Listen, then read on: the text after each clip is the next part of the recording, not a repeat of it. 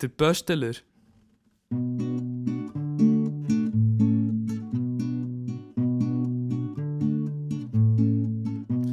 Er ist so ein guter Pösteler, doch ihn kennt niemand mehr. Der Pösteler, er liefert durch Regensturm und Schnee. Ist er gekommen, ist er schon gegangen und hat die Post grad liegen lassen. Alle Leute vom Dorf, sie freuen sich, die Post daheim zu sehen. Doch wie sie kommt und wer sie bringt, das weiss gleich keiner mehr. Sie meinen, wenn man Post schickt, dann kommt's denen sofort an. Sie schicken sich die Päckchen zu, von Tag zu Tag noch mehr. Kleider, Händchen, Hosenschuhe und gar ein Kanapee. Nur das meiste schickt man wieder zurück, wo man das nicht müsste haben.